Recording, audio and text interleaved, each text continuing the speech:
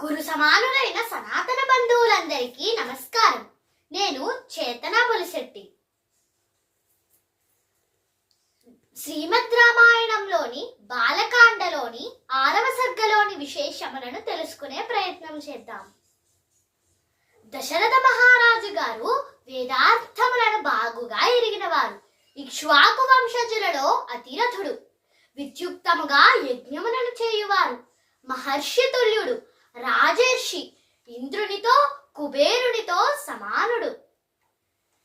యథా మనర్మహాతేజ లోకస్య పరిరక్షిత తథా దశరథో రాజా వసన్ జగత పాలయత్.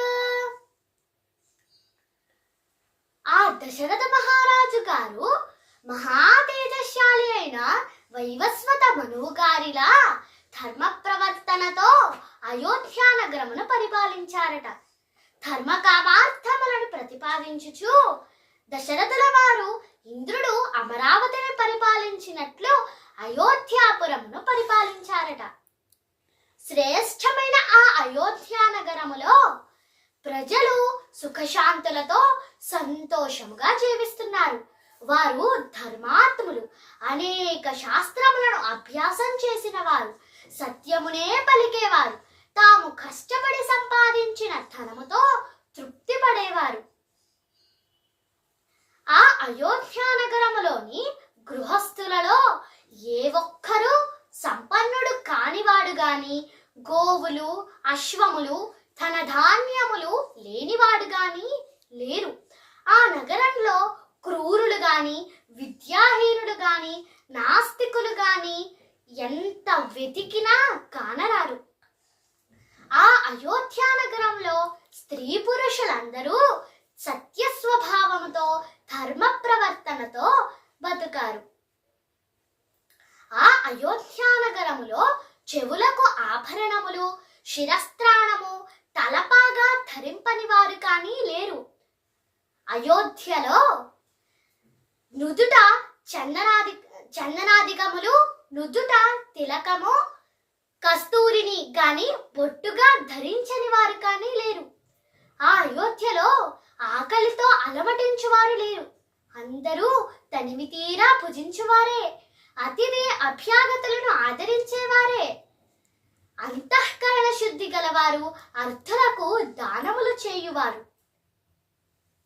ఆ అయోధ్య నగరములో అగ్ని కార్యములు, సోమయాగము ఆచరింపని వారు కాని, వర్ణశంకరులు గాని, దొంగలు గాని, నాస్తికులు గాని, అసత్యవాదులు గాని, అజ్ఞానులు గాని, అసూయాపరులు గాని, శాస్త్రములను అభ్యసించని వారు గాని లేనే లేరు.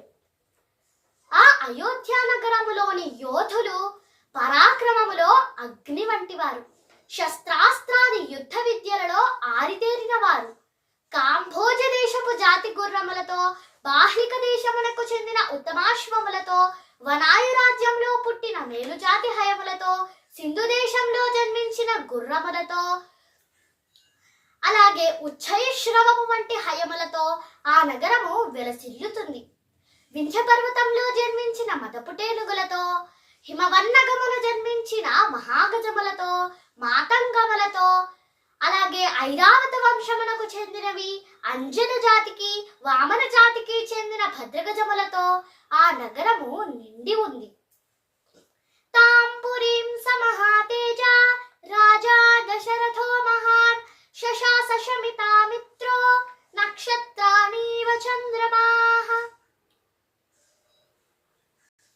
ఇటువంటి ఆ అయోధ్య నగరమును పరిపాలిస్తున్న దశరథ మహారాజు గారు చంద్రుడు నక్షత్ర మండలమును పరిపాలిస్తున్నట్లు మహారాజు గారు అలాగే మానవేంద్రుడైన మనువు గారు పరిపాలించినట్లుగా ఆ అయోధ్య నగరమును దృఢమైన గడియలు, కవాటములతో, చిత్ర విచిత్రములైన రాజగృహములతో, అలాగే వేల కొలది పురజనులతో ఆ అయోధ్య నగరమును శత్రువులందరినీ శక్తి విహీనులను చేస్తూ అద్భుతముగా శుభప్రదమైన ఆ పురిని పరిపాలిస్తున్నారు. ఈ వీడియోలో మనం 6వ సర్గలోని విశేషములను తెలుసుకున్నాం కదా. తరువాతి వీడియో వీడియోలో 7వ సర్గలోని విశేషములను తెలుసుకునే ప్రయత్నం చేద్దాం. ధన్యవాదములు. భారత్ మాతాకి